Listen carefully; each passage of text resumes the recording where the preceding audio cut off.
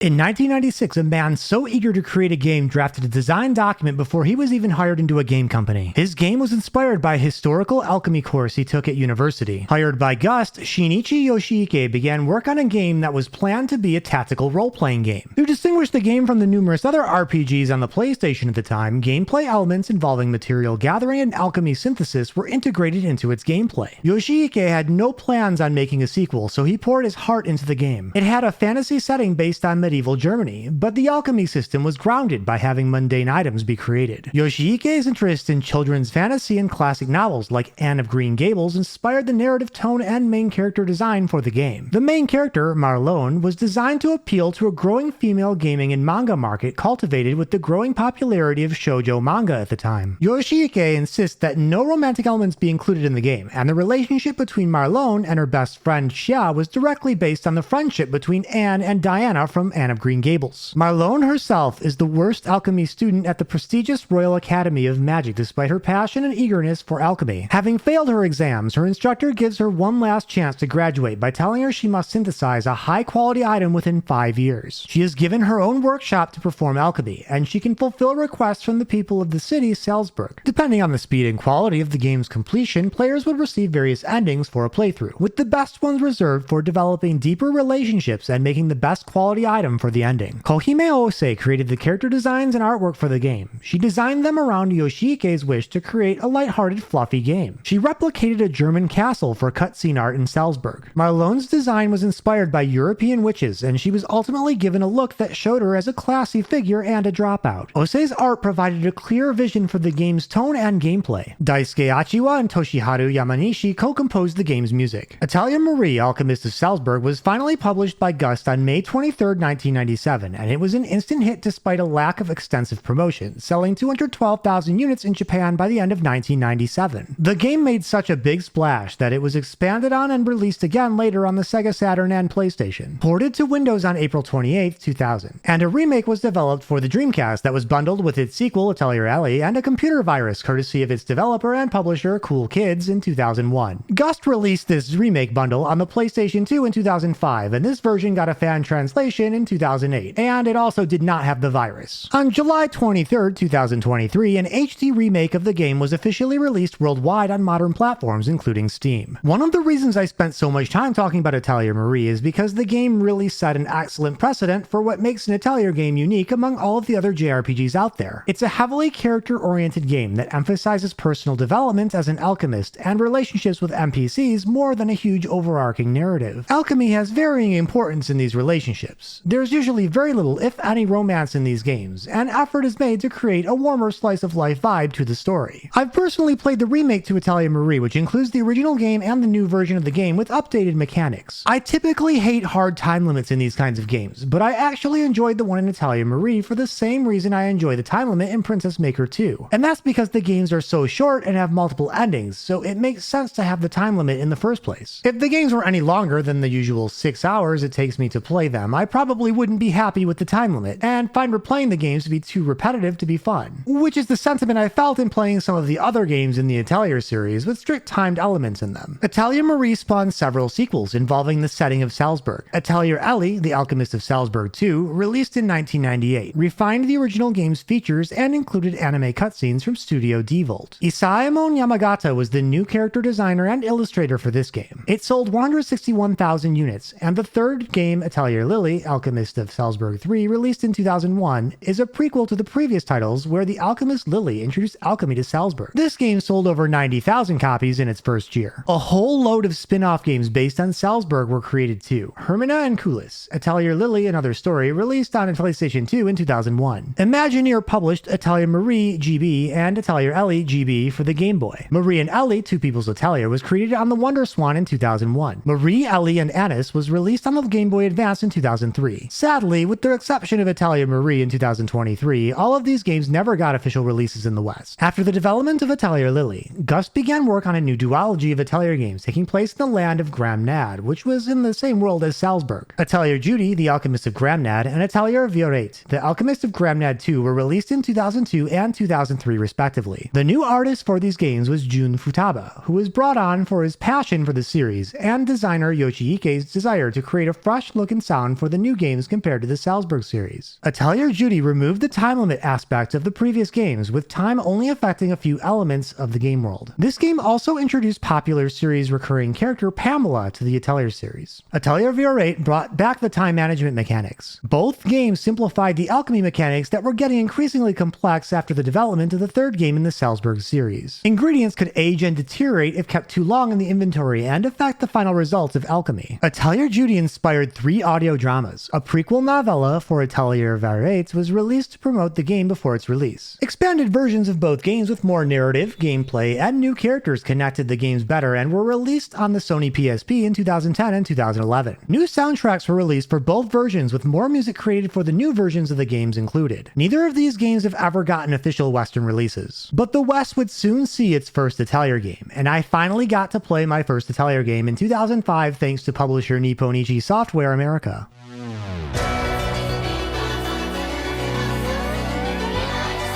If you had never played an Atelier game in your life, like most Western people who were playing Atelier Iris for the first time in 2005 or 2006, you probably would have never known that the previous games in the series were primarily alchemy simulators before they were RPGs. Atelier Iris and the 2 games that follow it are the closest to a traditional JRPG that any game in the Atelier series has ever come, but alchemy still plays an important part in the gameplay. This is also the first game in the Atelier series to feature a male main character, Klein Keisling. Atelier Iris 2 continues this trend, but this time the game features 2 protagonists that can be switched. Belt focuses on exploration and combat, while Weiss performs the alchemy. Atelier Iris 3 is unconnected to the first 2 games in the Iris series, but the gameplay follows a similar pattern, only with a 3-person party. The Atelier Iris trilogy was a breath of fresh air with its very simple alchemy system integrated into turn-based JRPG gameplay. While the Iris series of Atelier games are by no means what I would consider top-tier or great JRPGs, they were definitely good RPGs with the unique alchemy twist. In fact, I actually wrote an FAQ for the second game a few decades ago that's floating around on the internet and put it on my resume when I applied for a job at Nipponichi Software America, the Western publisher who localized the game for the US. And they contacted me too, but that's a story for another video. The games didn't have the same light and fluffy vibes previous games in the series had, but they still weren't exactly heavy on overall story. Numerous fun events would play out between the different characters in the games as players progressed. I personally really loved these games simply for the fact that there was no time limit in the way to interfere with experimenting with alchemy, and the stories themselves emphasized adventure more. Both Atelier Iris and Atelier Iris 2 still have my favorite Atelier soundtracks in the entire series. The arranged soundtracks for these games are also incredible, even almost 2 decades later here in 2024. After the Atelier Iris trilogy, Gust moved on to create the Monachemia duology, with Monachemia Alchemist of Salburg and Monachemia 2 Fall of Alchemy released between 2007 and 2009 on the PlayStation 2 and PlayStation Portable. Both of those games also continued featuring male main characters in a school environment, but the second game actually let you alternatively choose to play as a female main character, and events would have a greater variation depending on who you chose. I didn't enjoy Monachemia as much as Atelier Iris due to the re-implementation of the time limits to complete exams, and I prefer the more traditional adventuring to being locked down to a school environment in any JRPG. But a lot of people like these games, and I can understand why. Every mainline Atelier game from Atelier Iris on has received Western localizations, even if Europe and Australia didn't get anything official for Monachemia 2 in particular. However, most of the Atelier spin-off games are still only officially available in Japanese, and while these super early Western released Atelier games exist, they can be hard to legally obtain, so your best bet would be to play them with emulation if that doesn't offend you. The next game in the series, Atelier Resleriana, The Alchemist of Salburg, is where the game visually matured from its 2.5D roots to full 3D models, and the alchemy system was also further developed. This visual aesthetic has carried over to Atelier games as we know them here in 2024, when I'm publishing this video. This game returned to the Atelier series roots with a Bishoujo protagonist, a light and fluffy story, and alchemy-themed exams that needed to be completed in a certain time limit. The original game was released in 2010 on the PlayStation 3, and a Plus version of the game with additional post-game content was later released on the PlayStation 3 and Vita in 2013, and later on the DS in Japan only in 2015. Later in 2018, this version of the game became available on the PlayStation 4, Switch, and PC too. Similar to Atelier Marie, players would need to replay the game multiple times times to see all of the game's plot lines. 2 more games in the Arlen trilogy released. Atelier Totori, The Adventure of Arlen, takes place 5 years after Atelier Rorona, and Rorona teaches the new protagonist, Totori Alchemy, as Totori adventures to Arlen to find her missing mother. In the 3rd game, Atelier Marudu, Apprentice of Arlen, Marudu is a princess who forces Totori to teach her alchemy so she can help her kingdom prosper. She has to achieve goals by time limits to continue working as an alchemist. Both Atelier Totori and Atelier Marudu received plus versions like Atelier Rorona that added additional content to the games. These plus versions were released on the same platforms that Atelier Rorona were released on. Speaking frankly, like the Monokemia games, I couldn't get into the Arlen trilogy because the time limits bothered me. All the games were in a category I respected rather than enjoyed myself, but thanks to the good impression the Atelier Iris trilogy left on me, I continued to keep an eye on the Atelier series. Gust's next arc of the Atelier series was the Dusk trilogy. Atelier Ayesha, The Alchemist of Dusk, released on the PlayStation 3 in Japan in 2012, and the rest of the world in 2013. Rather than giving the player multiple time limits, the game just gave one time limit to accomplish the goal of reuniting with Ayesha's sister, with easier objectives to accomplish along the way. This lighter time mechanic is probably why I enjoyed this game a lot more than all the other 3D Atelier games that came before it. Atelier Ayesha received a novel called Asha no Atelier, Aru Renkin Jutsushi no Tabi no Niki Yori, or Ayesha's Atelier, from the Diary of an Alchemist's Journey. In addition, a World Guide CD narrated by voice actresses for Ayesha and Neo from the game came with PlayStation 3 pre-orders in Japan and explained the game's setting. Atelier Eska and Logi, Alchemists of the Dusk Sky, released on the PlayStation 3 in 2013 in Japan and 2014 in the rest of the world. Similar to Monokemia 2, the game features a female and male protagonist that the player can choose from at the beginning of the game. The main story for both of them is the same, but a few events and endings are only available with specific protagonists. Logi and Eska use different tools for item synthesis, and the new alchemy system lets players combine different items. Similar to Atelier Ayesha, this game was also much lighter on the time mechanics, which contributed greatly to my ability to enjoy playing the game. Atelier Eska and Logi was the first Atelier game to receive a 12-episode season of anime. It was also adapted into manga by Chako Abeno that ran in Dengeki Mach from December 2013 to November 2014. The last game in the Dusk trilogy, Atelier Shally, Alchemists of the Dusk Sea, was released on the PlayStation 3 in Japan in 2014 and everywhere else in 2015. This game had much larger fields to gather materials from for alchemy. Players could also choose between 2 protagonists in this game, Shelistera Argo, who is trying to save her village from demise, or Shalat Elminus, who is trying to become a proper alchemist. Like the Arlen trilogy, deluxe or plus versions of the Dusk trilogy with additional content were later released on future platforms. The games can be enjoyed here in 2024 on the PlayStation 4, Nintendo Switch, PC, or the Vita. Gust's next Atelier arc was the mysterious trilogy beginning with Atelier Sophie, the Alchemist of the Mysterious Book. Koei Tecmo took over Western publishing rights from Nipponichi Software America for the Atelier series starting with this game. A new alchemy-centric system was created in which the main character Sophie would get new alchemy recipes by being inspired by her actions in the game, like harvesting, exploring, or battling. Alchemy was made to be more of a puzzle involving visual trial and error with perfect arrangements giving players bonuses. Players could also craft costume items to customize the character Plakta. Time and weather would also change things in the game world like enemy spawns or shop discounts. Sophie's goal in the game is to restore a talking book's memories and return it to its former human form. Atelier Sophie sold 400,000 copies by 2021. It sold so well that a 4th game was added to the Mysterious series in 2022 that was a direct sequel of this game called Atelier Sophie 2, The Alchemist of the Mysterious Dream. Atelier Firis, The Alchemist and the Mysterious Journey, has a time management aspect for the first year of the game, but the rest of the game has unlimited time. Item synthesis continues in a puzzle style for this game. Firis can also synthesize at campfires using a portable Atelier. Catalysts can greatly change synthesized items, and mass synthesis can create items that change the fields. Different materials could be obtained from things depending on how they're destroyed or interacted with. The game features a day and night cycle, and is also the first open-world Atelier game. Atelier Lydia and Suel, The Alchemists and the Mysterious Paintings, is the 3rd game in the Mysterious arc, with the player controlling the twins Lydia and Suel. The twins work to improve their skill in alchemy and uncover a mysterious-looking painting that draws them into a world full of rare materials, perfect for alchemy and improving their ability to run a successful Atelier. Other than that, the game is very much a slice of life, with the twins doing various quests for people to improve the Atelier's reputation. It was a bit of surprise when Gust released a new game in the Arlen arc arc of the Atelier series in 2019 called Atelier Lulua, the Scion of Arland, worldwide in 2019. Main developers from the Arland series returned to create this game. Unlike other games in the Arland series, however, the time limits were removed. The game also featured a book called the Alchemy Riddle, which provided goals to the player to accomplish. Developing relationships with people and completing the quests would change the endings players could receive. In 2019, the beginning of the Atelier arc most of the people watching this video will probably be familiar with was released, and that was Atelier Ryza, Ever Darkness and the Secret Hideout, the first game of the Secret arc. This game's most striking change from its predecessors was definitely the shift of the battle system from a strict turn-based system to a more active real-time turn-based system. This game also introduced some automation to gathering and synthesis, which has been my personal favorite addition to the Atelier series overall. I love synthesis in these games, and that's sort of the point, but it can take way more time than it needs to make simple items, so automation is a huge time saver. Ryza's synthesis system also eased back a bit on the puzzle elements and was streamlined to be more accessible to a wider audience. The Ryza game's alchemy system is personally my favorite in the series too. Atelier Ryza's story has a very strong theme of kids maturing into professional adults. The setting carries a summer theme and adventure vibe similar to The Goonies. Atelier Ryza got a manga serialization in Kadokawa Game Linkage's Shukan Famitsu magazine on September 17, 2020. An Atelier Ryza anime aired from July 2nd to September 17, 2023. Atelier Ryza became the series' best-selling Atelier game at 500,000 units sold as of August 2020. Rosalind Stout herself was nominated in Japan's Famitsu Dengeki Game magazine for Best Character in their 2019 Game Awards. So it was no surprise that Gust decided to make the second game in the Secret series a direct sequel to the first game with Atelier Ryza 2, Lost Legends and the Secret Fairy. Set 3 years after the first game, Ryza travels from her home to the capital and begins a new adventure there with her old friends and a few new ones. The game made slight improvements from the systems introduced in the first game, with the big changes being the new explorable areas. Atelier Ryza 2 sold 220,000 copies in its first month of sales before it even released in the West. While this game-specific sales numbers weren't revealed, it was revealed that this game and the first game combined had sold over 1.6 million units by March 17, 2023, just before the release of Ryza's third game, Atelier Ryza 3, Alchemist of the End and the Secret Key. But before that game was released, Atelier Sophie 2, The Alchemist of the Mysterious Dream, released worldwide in February 2022, adding a fourth game to the Mysterious arc. This game brought back and further refined the puzzle elements of alchemy from the first Sophie game. The combat also went back to the turn-based style featured in all the other non-Ryza Atelier games. Sophie could interact with glowing materials on the field to begin a gathering minigame to potentially improve the items she could gather. This was a very fun game that reviewed just as well as the Ryza games before it, and sold over 200,000 units worldwide as of the sales numbers revealed in April of 2022. Atelier Ryza 3, Alchemist of the End and the Secret Key released worldwide in March of 2023. The game introduced magic keys that unlock new options in adventuring and synthesis, and can open up new areas in the game too. The game also loads all the fields in a region on one map instead of dividing them with loading screens, giving the game a much more open zone feel. The game features all the old characters and a few new ones that joined the party. This game also got really good reviews, and it ended up selling 300,000 units in a month of sales, making it the fastest selling game in the Secret series. The entire Atelier Ryza series had sold over 2 million copies by June 26, 2023. And that brings us to the most recent mainline Atelier game, which is called Atelier Resleriana, Forgotten Alchemy and the Liberator of Polar Night, which released for mobile and PC worldwide. This game is a free-to-play gacha game, so I don't know much about it myself, other than that it's got a lot of the main characters from past Atelier games in it. But hey, if you like gacha and you like the Atelier series, this game has got you covered. Aside from all the mainline games discussed and the spin-offs that the Salzburg arc talked about earlier, there are also many spin-off Atelier games created over the years that never saw a Western release. 3 Atelier spin-off games released on the Nintendo DS: Atelier Elise, The Alchemist of Ord, Atelier Annie, Alchemists of Sarah Island, and Atelier Lina, The Alchemist of Strahl. Atelier Annie actually did get a Western localization courtesy of Nipponichi Software in 2009. There was also Atelier El Crone, Dear for Automate, released in Japan on the Sony PSP in 2012. And 2 Atelier spin-off games released on the iOS and Android in Japan called Atelier Questboard and Atelier Online, Alchemists of Bresile, released in 2014 and 2018 respectively. The most recent spin-off game is Nelke and the Legendary Alchemists, Ateliers of the New World, which released worldwide in 2019. The Atelier series of JRPGs are very distinguishable from other JRPGs with their relaxed slice-of-life storytelling and alchemy puzzle elements. The games usually emphasize improving the lives of other people or finding missing people over things like saving the world. NPCs also get a fair amount of character development as you do quests for them and progress in the story. In addition, there are the familiar elements that tie all the games together too. Characters like Pamela the Ghost and Hagel the Blacksmith that show up in a lot of these games. and cute things like the main characters exclaiming barrel or taru every time you interact with a barrel in the games. I think that is the reason these games are able to continue to get sales and continue to earn respect from players after more than 25 years since Atelier Marie's original release. While Atelier games aren't kids games, they are pretty consistent in their gameplay and wholesomeness, which also put them in an increasingly popular cozy niche too. This gives Atelier games the potential to appeal to very broad audiences. Also, Shinichi Yoshiike and veterans who created the series are still around at Gust, maintaining the series' consistency, just like Yuji Horii maintains the consistency of Dragon Quest. The things that change between games and arcs are artists for a fresh look and additional composers to accompany series composer Daisuke Achiwa. Important gameplay aspects like gathering, alchemy, and exploration evolve with each new game in the series. Despite Gust managing to release Atelier games almost annually since 2001, the games are of decent quality and manage to distinguish themselves among other games in the series. Chances are, if you've played and enjoyed one Atelier game, there are probably other Atelier games you would also enjoy as well. Probably the most common questions that come up with the Atelier series for anybody curious about the games are, is the Atelier series any good, and which game do I start with if I want to get into this series? Whether you think the Atelier series is any good or not will depend largely on if you think you would enjoy the game's unique alchemy crafting mechanics, as those are really the game's unique hook. Compared to other JRPGs, the Atelier games are definitely on the more relaxed side, both from an overarching story and difficulty standpoint. A diligent player who develops their alchemy to a point where they can easily craft powerful items in these games will find that they are not very challenging even on their most difficult challenge levels. The more Atelier games you play, the easier it will be for you to know how to get to a point where you can easily craft powerful items too. If you play an older Atelier game with time-limited events, the challenge level is a little higher, as you need to be careful with what you spend time gathering and crafting to accomplish everything in a single playthrough. This is especially true if you're aiming for the best endings in those games on a first playthrough. As for which game to start with in the Atelier series, there are many options depending on the platforms you play games on and what interests you in an RPG. You can probably find better deals on older Atelier games, especially if you buy the games in sets of their deluxe trilogies. But the newer games will have better user experience features in alchemy and adventuring. If you're like me and you hate missing things due to time limits, I can recommend starting with any game in the Mysterious series like Atelier Lydia and Sewell, the Alchemist of the Mysterious Paintings, Atelier Sophie, the Alchemist of the Mysterious Book, or Atelier Firis, the Alchemist and the Mysterious Journey. All three of these games are conveniently bundled into a Mysterious Trilogy Deluxe pack that can be purchased for multiple platforms, including Steam on the PC. Atelier Sophie 2, the Alchemist of the Mysterious Dream, is also an excellent game with nice user experience features, and I was able to enjoy the game without having played the first Atelier Sophie game beforehand. Or you can begin with Atelier Ryza, Ever Darkness in the Secret Hideout, if you prefer a more active combat style than the turn-based combat in all of the other Atelier games. The active combat system from this first Ryza game carries over to the next two Ryza games as well, with some new features. The Ryza games also streamlined alchemy a bit, making it a little bit easier to grasp for new players or people who aren't as crazy about deeper puzzle mini-games in alchemy. Atelier Ryza 3, Alchemist of the End and the Secret Key experiments with more open zone design for its world maps, and while Gust didn't quite knock the gameplay out of the park in this respect, I think they were definitely on the right track with it, and I'd love to see them develop this more in future games. The freedom in being able to potentially synthesize strong items with alchemy early and more open-ended growth systems in Ryza 3 as a result of its more open design give the game a unique flavor compared to all the other Atelier games too. But while I enjoyed it, it may not be for everyone, and a lot of players prefer the first two Ryza games to the third one too. One other important thing to mention is that while games in a series like the aforementioned Mysterious Trilogy are loosely related, playing them out of order is no big deal. You'll see main characters from other games in the series appear in cameos as mostly supporting characters in these games, but you won't spoil the games you haven't played yet if you don't know the characters. Order only really matters with Atelier Ryza if you care about the backstories of the characters in those games. Heck, I played Sophie 2 before Sophie 1 and I didn't feel spoiled at all. But I also don't pay attention to story as much as a lot of people do, so take my opinion to be worth a grain of salt. If you buy any of the games, I suggest buying the Plus or Deluxe versions of the games as they have more content than the original games do. The only games in the Atelier series I couldn't really get into are the original Arlen trilogy and Monachemia games. But don't let that stop you from trying out the games if they seem interesting to you. I personally think the series has only gotten better over time, and I enjoy Sophie 2 just as much as I liked the Ryza trilogy. The Atelier Iris games hold a special place in my heart, even if they're only a little better than middling as JRPGs. And I have a soft spot for Atelier Ayesha, as it was the first 3D Atelier game I really enjoyed, but its mechanics are probably outdated compared to modern Atelier games at this point, so I have a hard time recommending it. The Secret series featuring Ryza is heads and shoulders above the other games in popularity and sales, but speaking frankly, as someone who's been with the series since Atelier Iris, I don't think the Secret series is that much better than the other Atelier arcs when it comes to gameplay. I think most people who play the Atelier games care more about characters than anything else, and Tori Damono's artwork with the Ryza games just made it a juggernaut when it comes to character popularity. Compared to a lot of the more princess-like bishojo or beautiful girl designs many of Atelier's female leads have, Ryza has a very sporty, tomboyish design. It's not just Ryza either, but the other characters in the game have good designs and are developed well enough with their in-game interactions too. Especially Claudia, who looks more like an Atelier game main character than Ryza does. Ryza demonstrates a lot more leadership and assertiveness as a main character than a lot of other Atelier leads do. She just overall seems more relatable than a lot of the other female leads in Atelier games. That's just my opinion, of course. While I can pretend that's all it is, there are also a ton of memes and jokes flying around about Ryza's appearance and presentation in the games that have definitely garnered interest in the series from people who've never played an Atelier game in their life too. And that probably helped sales. Thank you for watching, and I'll see you next time.